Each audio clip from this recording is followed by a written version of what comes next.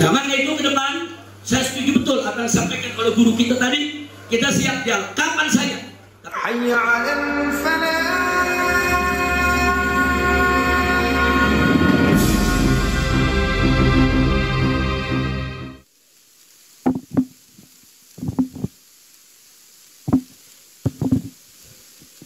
Assalamualaikum warahmatullahi wabarakatuh.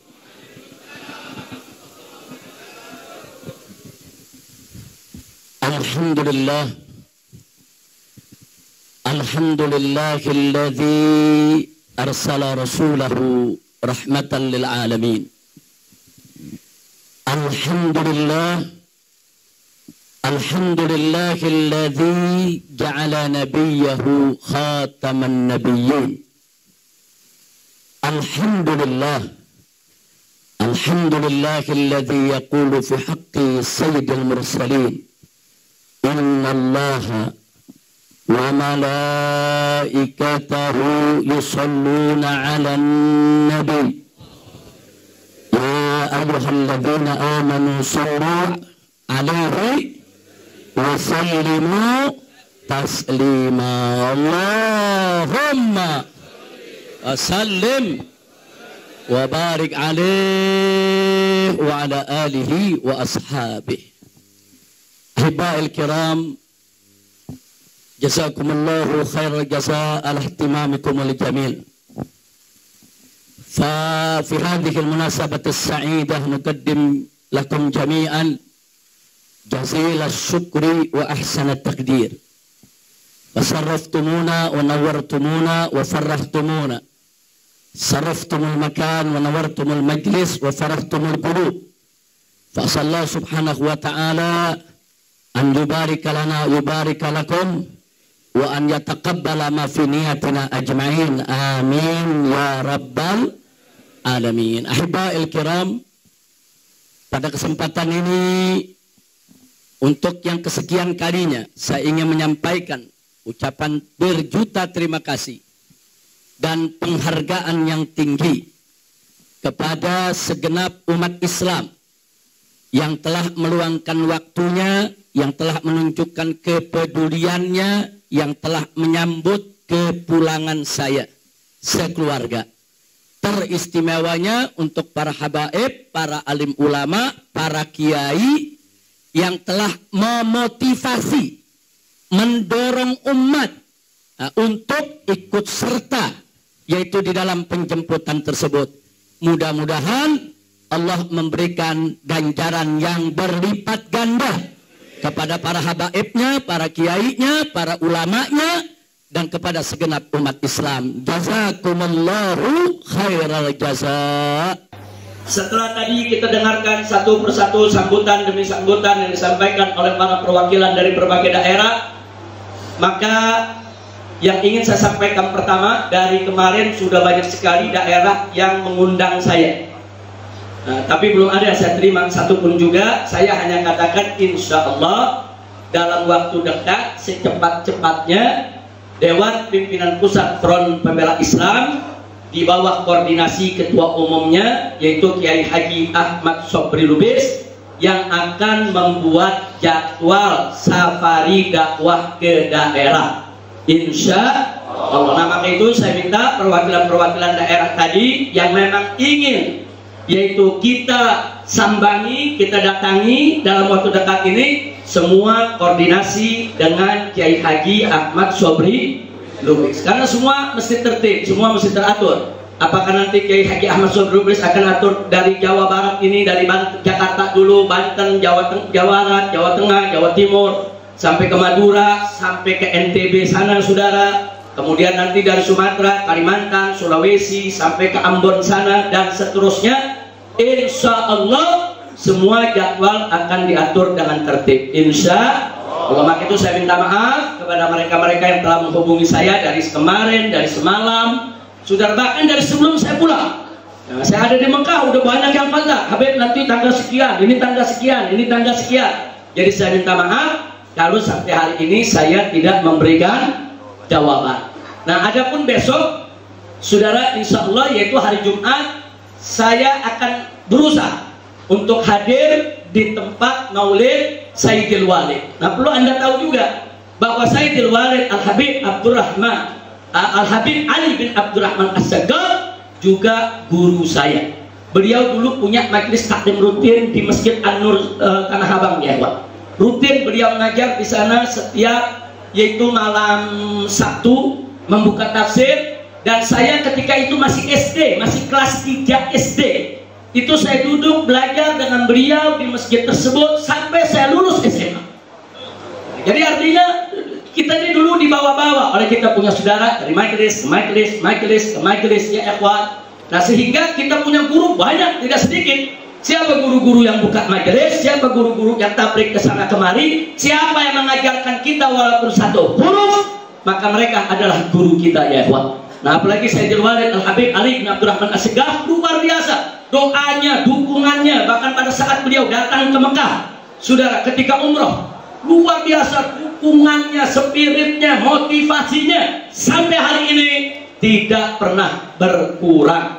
Jadi kalau saya menyebutkan satu persatu, saya punya seks begitu banyak ya Pak. Saya tidak bisa sebutkan satu persatu. Ada seks di majelis, ada seks di tabligh, ada juga seks di universitas karena saya kuliah saudara, dan saya punya guru-guru besar di universitas juga tidak sedikit. Ada Syekh Abdul Fattah Abu Ghuddah, guru saya di bidang hadis. Ada Syekh Profesor Doktor yaitu Muhammad Rawaz Al-Aji, guru saya di bidang ilmu fikih dan usul. Kemudian ada Dr. Asy-Syahid Al-Alimul Allamah dari Lubnan, yaitu Dr. Subhi Soleh, guru saya di bidang ulumul Al-Quran. Dan mereka semua saya punya guru, baik yang di Indonesia maupun yang di universitas, semua muttasilus sanad, saudara. Alhamdulillah.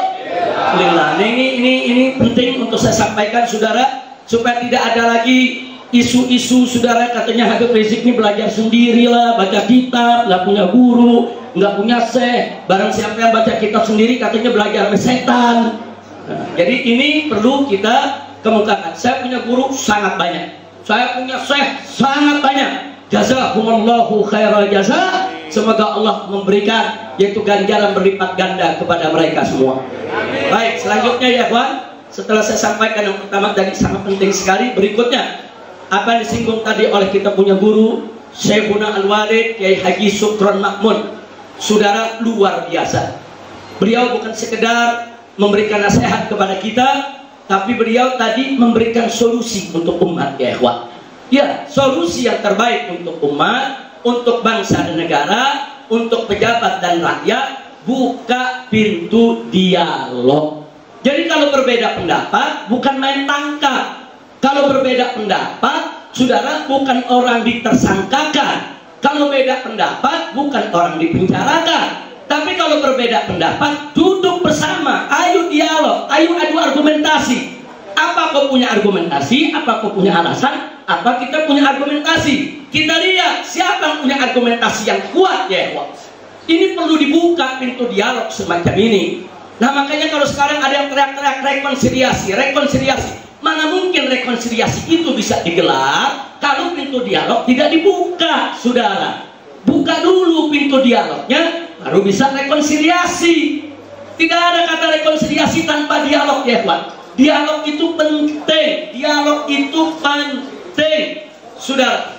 Dan nggak boleh penguasa itu main tangkap kanan, tangkap kiri, kriminalisasi, saudara. Nggak boleh. Justru kalau ada berbeda pendapat, mestinya pemerintah itu senang, mereka dikritisi, mereka diberikan second opinion, yaitu opini lain. Nggak sampai di situ. Para pengkritik ini umumnya, saudara, mereka punya solusi yang mereka tawarkan. Pelajari. Kalau solusi itu baik, terima, jalankan. Kalau tidak baik, saudara, sampaikan di mana tidak baiknya. Selesai. Tidak perlu ada kegaduhan di tingkat nasional. Betul? Betul? Saudara, bicara soal pintu dialog ini sudah pernah saya sampaikan pada saat kita melaksanakan tabligh akbar di Masjid Istiqlal sebelum Pilkada DKI, saudara. Setelah yaitu aksi 212. Aksi 212 di tahun 2016, kemudian di bulan Januari kita membuat aksi lagi yaitu 12 Januari. Saat itu kita gelar tabligh akbar di Masjid Istiqlal. Sudah kita tawarkan. Kita sudah tawarkan. Kalau pemerintah mau duduk dengan para habaib, para ulama, kami siap 24 jam. Kapan? Di mana? Silakan. Tentukan tempatnya, tentukan waktunya, kami datang. Apa yang Anda mau tahu pendapat kami sampaikan. Apa yang Anda inginkan dari argumentasi kami sampaikan. Sudah kita buka dari tahun 2017. Tapi apa jawaban yang kita terima? Jawaban yang kita terima bukan pintu dialog dibuka, bukan rekonsiliasi yang dilaksanakan. Justru yang kita dapatkan kriminalisasi ulama. Nah, maka itu ke depan saya setuju betul apa yang disampaikan oleh guru kita tadi. Kita siap dialog kapan saja, tapi stop dulu kriminalisasi ulamanya, stop dulu kriminalisasi para aktivisnya. Tunjukkan dulu niat baik. Oh, kalau mau dialog, mau rekonsiliasi, ahlan wa sahlan. Kita siap dialog, kita siap damai, kita siap hidup tanpa kegaduhan ya ikhwan. Tapi bebaskan dulu para ulama kita, bebaskan dulu para habaib kita, bebaskan dulu para tokoh kita. Masih banyak ulama-ulama kita saat ini yang menderita di penjara. Bebaskan Ustadz Abu Bakar Bashir yang sudah sepuh, saudara. Bebaskan Habib Bahar bin Smith yang dizalimi. Bebaskan Dr. Sahganda Nainggolan. Bebaskan Bapak Anton Permana. Bebaskan Bapak Jumhur Hidayat. Bebaskan dulu ya ikhwan. Bebaskan mereka. Bebaskan para buruh. Bebaskan para mahasiswa. Bebaskan para pendemo. Bebaskan para pelajar yang saat ini masih memenuhi ruang-ruang tahanan, saudara. Bebaskan dulu mereka. Tunjukkan niat baik. Tunjukkan ada keinginan yang baik, saudara. Nah, kalau Anda tunjukkan ada niat baik, itikat yang bagus, sudah kami sambut. Kita nggak perlu ribut. Kedepannya, ayo sama-sama kita berdialog. Insya Allah. Saya tanya semua di sini, anti dialog tidak? Anti dialog tidak? Siap berdialog? Siap berdialog? Siap berdiskusi? Takbir. Tapi dialog mesti punya syarat. Nah, soal nanti dalam dialog, pemerintah inginnya apa dari umat? Sampaikan. Apa yang pemerintah mau dari umat? Apa yang pemerintah mau dari para habaib, dari para ulama? Sampaikan, kami dengar. Anda mau bicara 3 jam, 4 jam, 5 jam, 12 jam, kami siap dengar. Tapi setelah Anda bicara, dengar juga yang kita bicara. Ya kan, yang namanya dialog kan, dia kan bukan monolog. Kalau monolog dari satu pihak yang bicara. Kalau dialog harus ada dari dua belah pihak. Bicara, silakan. Nanti kita dengarkan apa keinginan pemerintah. Nanti kita sampaikan apa keinginan umat, saudara. Kan umat ini kan melapornya ke ulama. Umat ini kan lapornya ke kiai. Kan kiai dan ulama yang berinteraksi langsung dengan masyarakat yang ada di bawah. Ulama yang paling tahu tentang keinginan masyarakat. Ulama yang paling tahu tentang kemauan daripada masyarakat, ya, saudara. Nah, nanti ulama akan menyampaikan masyarakat tuh keluhannya begini, rakyat tuh maunya begini. Nah, di mana salahnya? Kalau ada salah, luruskan. Itu yang namanya dialog, saudara. Nah, kalau dialog ini sudah dibuka, baru bisa mewujudkan rekonsiliasi. Dari mana adanya rekonsiliasi kalau tanpa dialog? Dan bagaimana kita mau dialog kalau kriminalisasi ulama masih berjalan? Ini saya belum apa-apa, belum pulang aja. Nanti Habib Rizik akan kita buka lagi kasusnya. Wow. Ini apa-apaan? Saudara, jangan buka kasus yang tidak ada. Itu kasus-kasus yang dilaporkan oleh masyarakat, penistaan agama, penistaan ulama. Kenapa kau nggak periksa dulu? Itu kenapa Denny Siregar dibiarkan? Kenapa Ade Armando dibiarkan? Kenapa Abu Janda dibiarkan? Kenapa Guntur Romli dibiarkan? Bukan keadilan. Siapa saja yang salah, proses. Betul? Nggak bisa. Ini nggak boleh dibiarkan, saudara, ketidakadilan semacam ini. Kelompok saudara yang tidak disukai pemerintah dicari-cari kesalahannya, diproses. Sementara kelompok yang menjilat pemerintah, saudara, dibiarkan mereka melakukan kesalahan. Nggak boleh, ini dibiarkan, nggak boleh. Ini bisa menjadi bom waktu yang setiap saat bisa meledak. Dan kalau Anda tidak mau ada revolusi berdarah, kalau tidak mau ada revolusi sosial masyarakat, saudara, ya perbaiki. Ulama selalu memberikan kesempatan, ayo sama-sama kita perbaiki. Nah, baiklah, sebagai penutup ya kawan, dari persoalan ini saya ingat, sudah tadi penutup daripada ceramah Kiai Haji Makmun begitu indah. Beliau bicara soal keadilan. Saudara, keadilan ini kunci, saudara. Keadilan ini magnet yang bisa menyerap, menarik rahmat Allah Subhanahu wa Ta'ala. Sebaliknya, ketidakadilan itu bisa mengundang azab. Ketidakadilan itu bisa mengundang musibah dan bencana, saudara. Dari mana saya bisa bicara begini? Yang bicara seperti ini bukan saya, tapi Nabi kita tercinta, Sayyidul Anbiya wal Mursalin, Nabi Yuna Muhammad alaihi wasallam. Suatu ketika, saudara, ada seorang perempuan dari kalangan terhormat dari Bani Makhzum, bagian dari suku Quraisy, terlibat dalam kasus pencurian. Kemudian Nabi memutuskan dengan hukum Allah Subhanahu wa Ta'ala bahwa si perempuan tadi, sekalipun kedudukannya terhormat, sekalipun berasal dari keluarga terhormat, tetap harus dipotong tangan. Kemudian ada segelintir sahabat resah, saudara, bukan tidak terima putusan Allah, resah bukan tidak terima putusan Nabi, tapi mereka tahu, saudara, bahwa apa yang keluar dari mulut Nabi itu juga merupakan hukum, sehingga mereka masih berharap, yuk lobby Nabi, yuk deketi Nabi, yuk bicarakan dengan Nabi, siapa tahu ada dispensasi. Karena kalau ada dispensasi dari Nabi, berarti itu hukum. Diutuslah. Siapa yang diutus salah seorang sahabat? Yang diutus bukan sembarang orang, yang diutus adalah anak, yaitu anak daripada anak angkat Nabi alaihi salatu wassalam, yaitu Usamah bin Zaid bin Harithah radhiyallahu ta'ala anhu. Oh, Nabi sayangnya sama Usamah luar biasa. Nabi perlakukan seperti cucu sendiri, seperti Sayyidina Hasan dan Sayyidina Husain, saudara. Nabi pangku, Nabi peluk, Nabi cium, saudara, semenjak kecil. Nah, begitu dewasa, orang inilah yang diutus untuk melobi Nabi, saudara.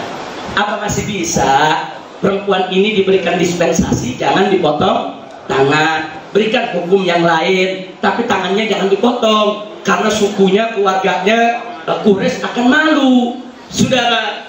Nah, ini namanya melobi. Nggak salah, sahabat nggak salah melobi Nabi, saudara. Kenapa saya katakan nggak salah? Karena mereka tahu kalau Nabi setuju itu jadi hukum, karena Nabi merupakan sumber hukum. Tapi apa yang terjadi? Begitu datang kepada Nabi, menyampaikan maksudnya, saudara. Pertama waktu datang disambut oleh Nabi. Nabi gembira, wajahnya cerah, senyum. Saudara, disambut kedatangan Usamah di rumahnya. Kemudian dipersilakan oleh Nabi duduk di dekat. Ngobrol luar biasa indah. Karena memang Nabi cinta kepada Usamah, saudara. Singkat cerita, Usamah mencari-cari kesempatan kapan kira-kira yang tepat bicara kepada Nabi. Begitu lihat Nabi sudah senang, Nabi cerah, Nabi senyum, Nabi tertawa, baru Usamah mencoba masuk ke hajat utamanya, saudara. Begitu mulai cerita hajat utamanya, minta keringanan, saudara, kecerahan muka Nabi hilang, saudara. Senyum Nabi hilang, saudara. Yang tadinya Nabi senyum, cerah, hilang, saudara. Nabi dengarkan dengan seksama apa yang diminta, saudara. Setelah selesai Usamah bicara, apa kata Nabi? Ya Usamah, atasfa'u fi haddin min hududillah.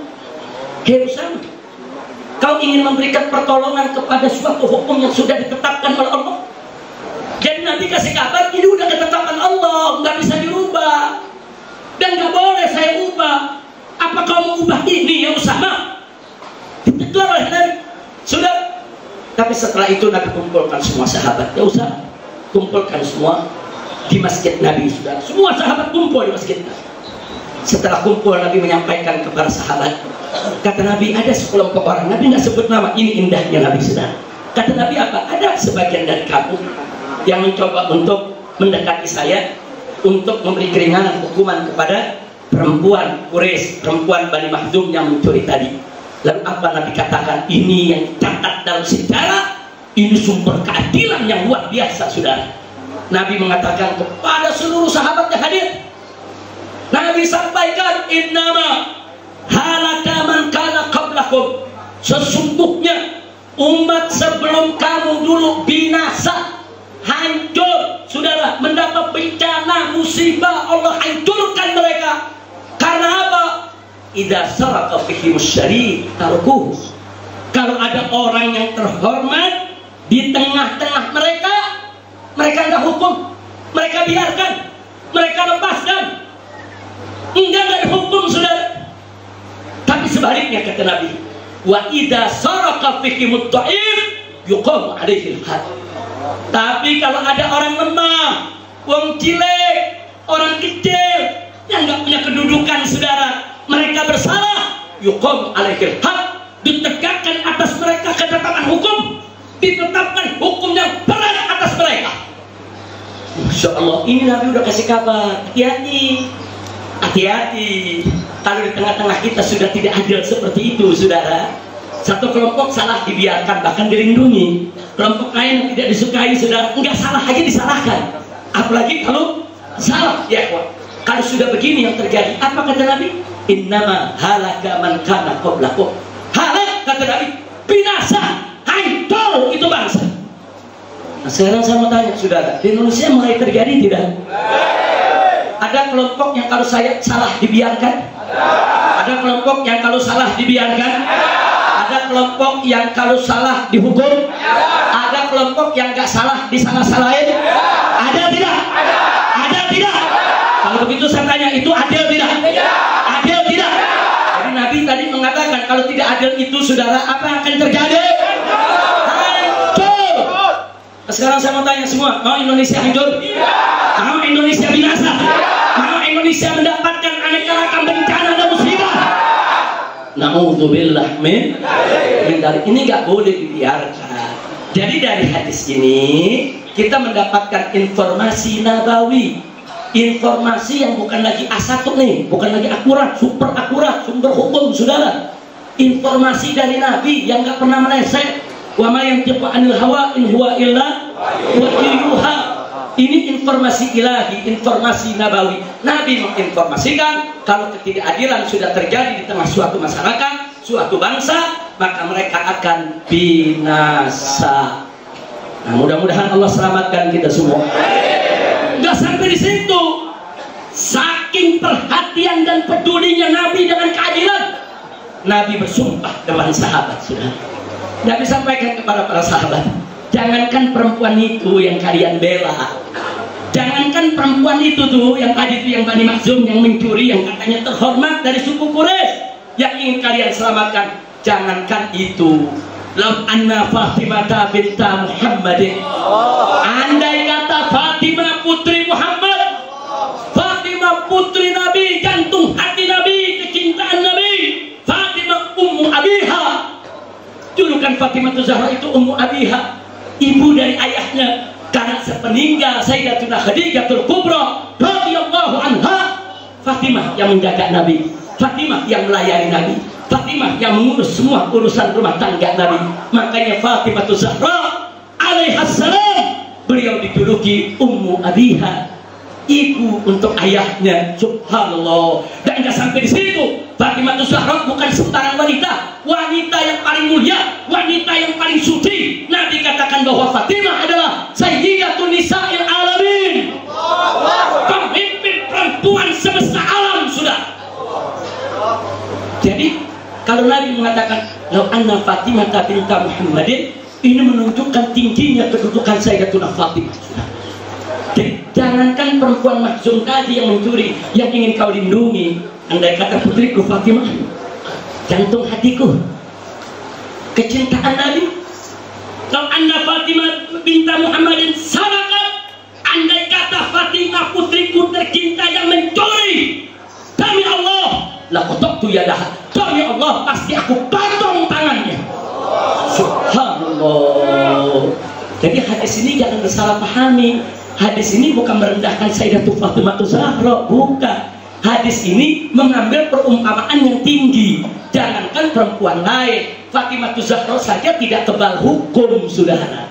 Subhanallah, walhamdulillah, wala ilaha illallah, wallah. Saya tanya, kalau gitu Nabi adil tidak? Adil. Nabi adil tidak? Adil. Nabi adil tidak? Sallu ala Nabi. Sudah Saudara, ini keadilan yang luar biasa. Enggak peduli siapa yang salah, saudara, enggak. Walaupun putrinya mencuri, potong tangannya. Subhanallah. Keadilan semacam ini yang kita butuhkan. Keadilan semacam ini yang dibutuhkan oleh umat Islam Indonesia. Bagaimana para pejabatnya, para pemimpinnya berlaku adil, bersikap adil, menetapkan hukum dengan adil. Karena kalau kalian, para pejabat tidak adil, bukan hanya kalian yang binasa, tapi negara, bangsa, rakyat semua ikut binasa karena ketidakadilan kalian. Sekarang saya mau tanya, kalau para pejabat terus-menerus tidak adil, negara kita mau binasa. Saya mau tanya, apa Anda mau musnah dalam kebinasaan negara? Apa Anda mau binasa dalam bencana? Maka itu nggak boleh kita diam, saudara. Oh, ada yang jawab, Habib, kalau kita lawan nanti kita dipenjara, nanti kita dibunuh. Wallahi, penjara bahkan dibunuh sekalipun jauh lebih baik daripada kita mati dalam bencana akibat murka Allah kepada bangsa ini. Ujungnya mati-mati juga, saudara. Cuman mati dibunuh syahid, mati dalam bencana, saudara. Ini menjadi konyol buat kita semua. Nah, begitu saya mau tanya, Anda mau pilih mati syahid atau mati konyol? Siap mati syahid di jalan Allah. Takbir. Kalau begitu siap tegakkan keadilan. Siap lawan ketidakadilan. Takbir. Dan saya berjanji di sini, saudara, saya tidak akan tinggalkan umat, saya tidak akan tinggalkan Anda. Kita akan berjuang bersama untuk melawan semua ketidakadilan. Kita tidak mau negara ini dibinasakan oleh Allah. Harus kita lawan ketidakadilan tersebut. Jadi di sini, saudara, saya ingin sampaikan betapa ada seorang santri di Jawa Timur, saudara, membuat satu meme yang dianggap menghina petinggi Polri, dianggap menghina presiden. Saudara, langsung ditangkap, dipakaikan baju tahanan, saudara, ditayangkan di televisi, kemudian dikatakan ini penghina presiden, tidak layak hidup di Indonesia, diadili dan divonis penjara 4 tahun. Ini santri masih belasan tahun, saudara. Tiba-tiba ada anak cukong Cina, saudara, dengan membawa foto presiden, dia caci maki, dia pukul-pukul, keluar sumpah serapah, kata yang tidak elok untuk kita contohkan, saudara. Bahkan dia ancam, saudara, presiden itu kacung dia mau bunuh, tidak disentuh oleh hukum sama sekali. Apa ini negeri? Tegakkan keadilan. Oh, menurut mereka bahkan aparat keamanan di sini, saudara, menjadi juru bicaranya. Apa katanya? Oh, itu kan cuma lucu-lucuan, itu cuma bercanda.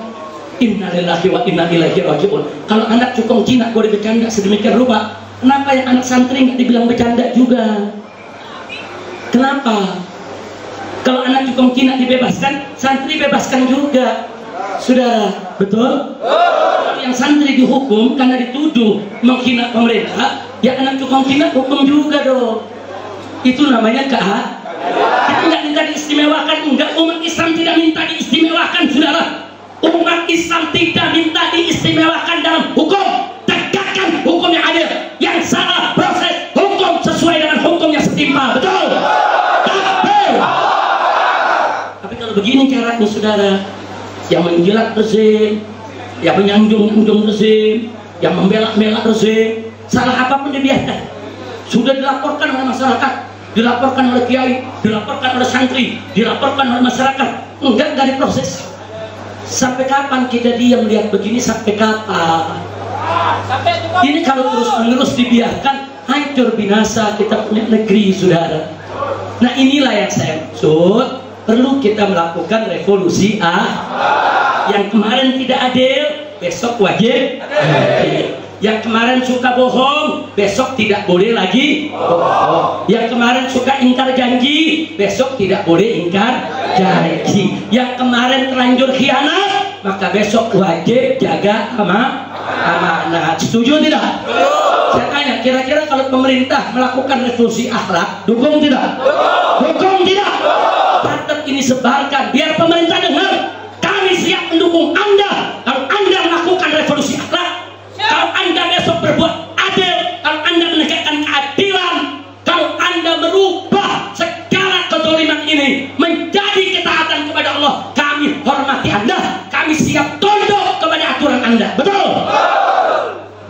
tidak adil? Gelombang manusia, gelombang rakyat dari Sabang sampai Merauke akan melawan segala ketidakadilan. Takbir, takbir, sallu ala nabi. Ingat saudara, suara kebenaran tidak bisa dibungkam.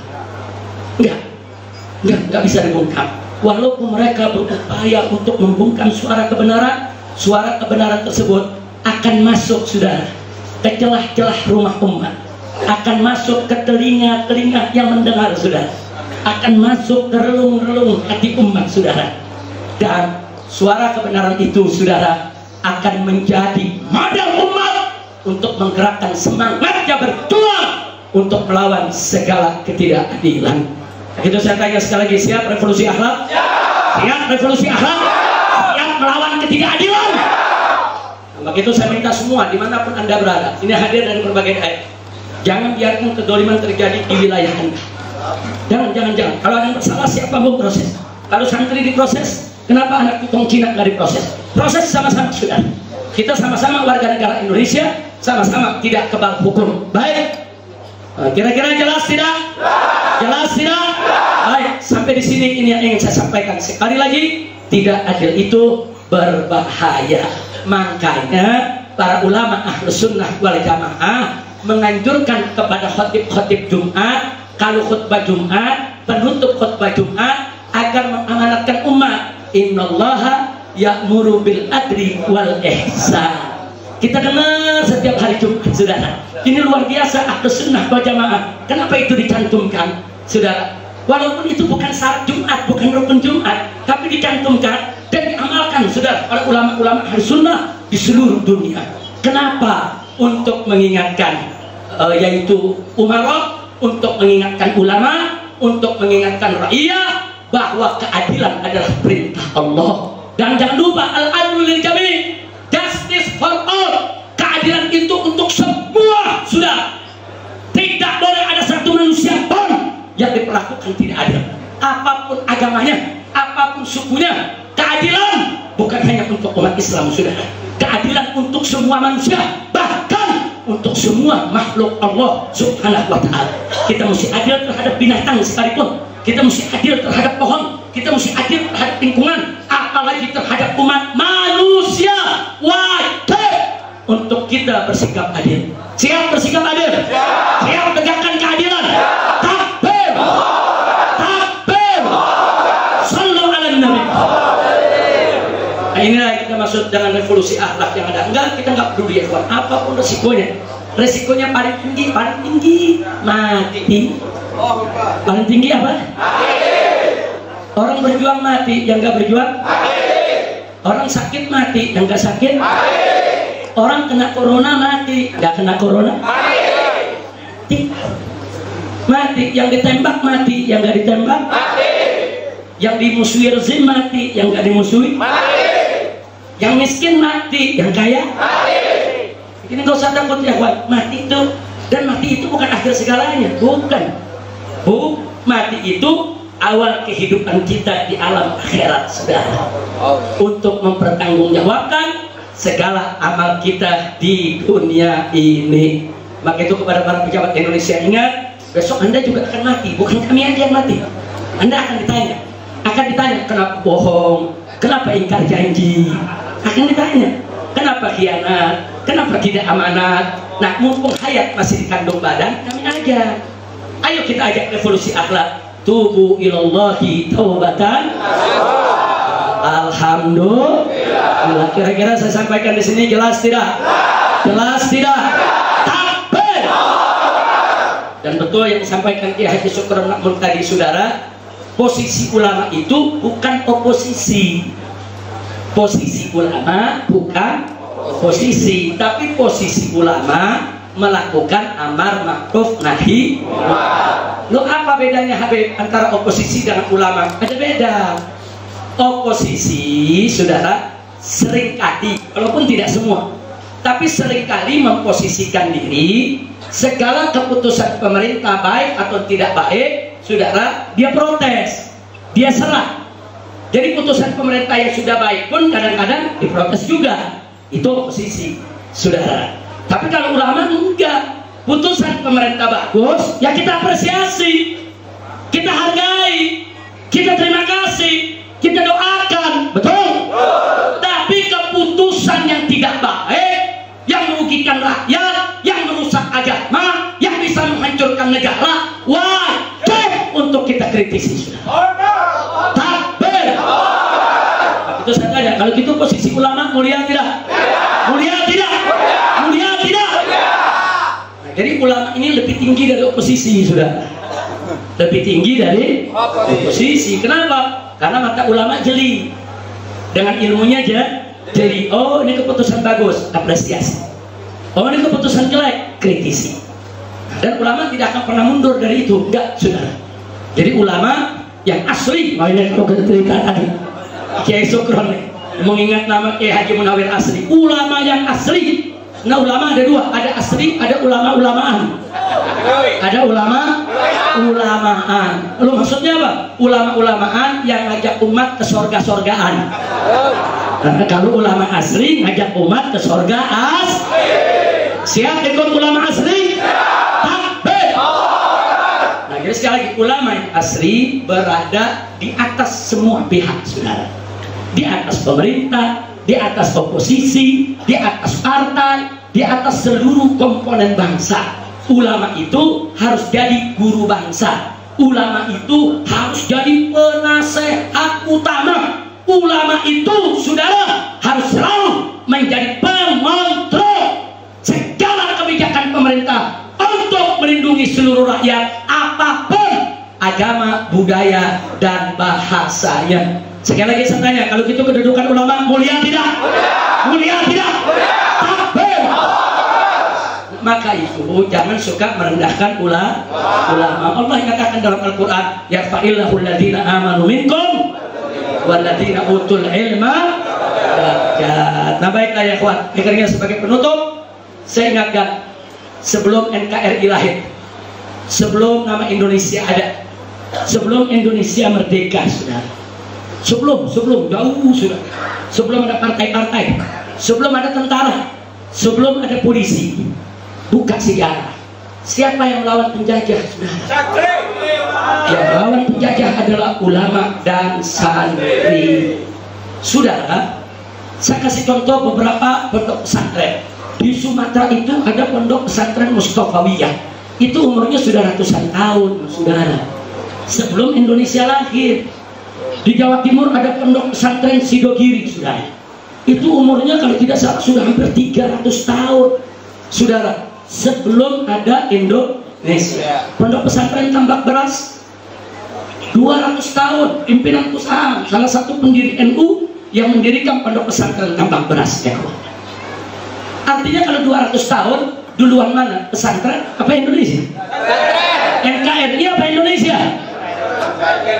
NKRI atau pesantren? Pejabat yang sekarang atau kiai?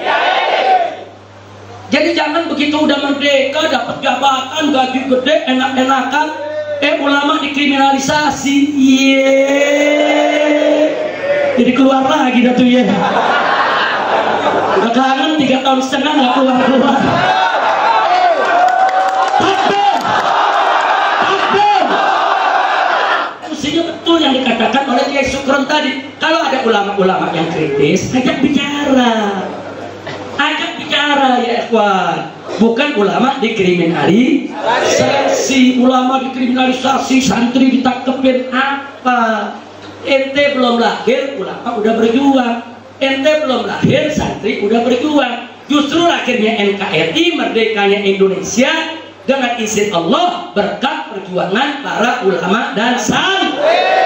Sekarang saya mau tanya, ulama dan santri yang merebut kemerdekaan, sekarang kemerdekaan ini mau direbut oleh kaum oligarki, oleh para koruptor, oleh para bangsa-bangsa, oleh para bajingan yang ingin menghancurkan negeri. Anda ridho tidak? Ridho tidak? Siap jaga kemerdekaan? Siap jaga warisan ulama? Siap jaga NKRI? Siap jaga Pancasila? Siap jaga Undang-Undang Dasar 1945? Siap jaga Bhinneka Tunggal Ika? Takbir! Siap sikap para pengkhianat? Sikap para bajingan? Takbir! saya sampaikan. Jadi sekali lagi, Indonesia adalah warisan paling utama. Ulama dan santri yang memperjuangkan kemerdekaan Republik ini. Dia Pangeran Diponegoro sudah. Bagaimana pakaiannya? Pakai baju tentara, polisi, apa ulama? Imam Bonjol. Bagaimana pakaiannya? Pakai sorban? Pakai jubah? Pakai imamah? Nggak pakai piki polisi? Nggak pakai baju tentara? Loh kenapa? Karena belum ada tentara, polisi lahir belakang. Bahkan yang mendirikan tentara, saudara, Panglima Besar Jenderal Sudirman. Siapa dia? Ustadz Madrasah Ibtidaiyah. Subhanallah. Sallu ala Nabi. Jadi yang diriin TNI siapa? Ustadz Madrasah Ibtidaiyah. Saudara, coba lihat. Jadi jangan remehkan, jangan sekali-kali meremehkan daripada jasa para ulama. Betul? Itu saya sampaikan sekali lagi kepada pemerintah. Kita ajak, ayo pemerintahan Jokowi saat ini. Kami para habaib, para ulama mengajak Anda dengan jajaran Anda, menteri-menteri Anda, semua pejabat negara ini, ayo kita revolusi. Lah, kita perbaiki. Apa yang sudah berlalu baik kita anggap sudah berlalu, tapi ke depan ini harus semua berubah. Yang kemarin bohong, besok nggak boleh bohong lagi. Yang kemarin khianat, besok nggak boleh khianat lagi. Yang kemarin ingkar janji, besok nggak boleh ingkar janji lagi. Yang kemarin ulama dikriminalisasi, besok tidak boleh lagi mengkriminalisasi ulama. Yang kemarin pembiaran terhadap penodaan agama, penghina agama dibiarkan dilindungi, besok nggak boleh ada penoda agama yang dibiarkan. Betul? Setuju? Saya tanya, kalau pemerintahan Jokowi melakukan itu, saudara, kita senang tidak? Setuju tidak? Setuju tidak? Jadi yang tadi dikatakan Kiai Sugro, kita bukan musuh negara, bukan. Kita bukan musuh Jokowi, bukan musuh tentara, bukan musuh polisi. Kita musuh ketidakadilan, sudah. Siap jadi musuh ketidakadilan.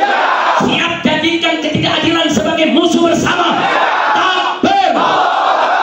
Salatullah salamullah ala Taha Rasulillah.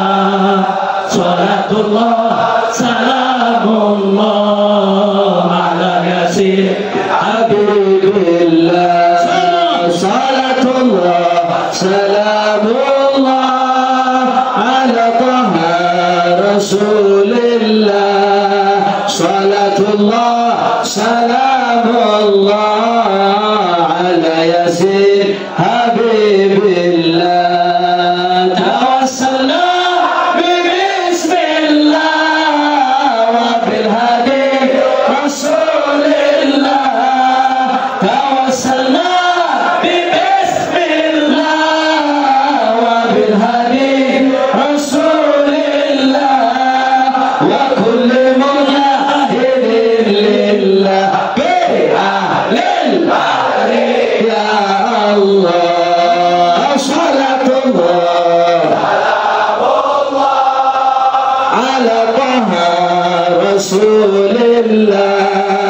Salatullah salamullah ala Yasin Habibillah. Ilahi sallimil ummah minal afati wan nikmah. Ilahi sallimil ummah minal afati wan nikmah. Wa min hammin wa min ummah bi ahlil ya Allah. Salatullah salamullah ala Taha Rasulillah. Salatullah salamullah ala Yasin Habibillah. Allahumma sholli alaihi. Itu saja yang saya sampaikan ya kawan. Terima kasih. Saya tidak berpanjang lebar lagi karena memang hari-hari ini sangat melelahkan, tapi nikmat. Lelah tapi bukan hanya nikmat juga barokah. Dan alhamdulillah semalam saudara Gubernur Jakarta DKI Anies Baswedan datang dengan rombongannya, kita berbincang bersilaturahmi, dan sore ini malam ini juga masih banyak tamu mau datang. Bahkan malam nanti ada dari Dewan Pimpinan PKS, ya Wah, Dr. Salim Al-Jufri dengan jajarannya, Dr. Habib Salim Al-Jufri juga akan datang kemari malam nanti. Jadi memang kamu bergantian bergiliran. Nah, saya ucapkan terima kasih kepada para tamu semua, dan saya mohon maaf kalau banyak kekurangan dalam penerimaan tamu, pelayanan tamu, atau ada yang datang dari daerah belum sempat salaman, belum sempat lebih dekat lagi, tolong dimaklumi.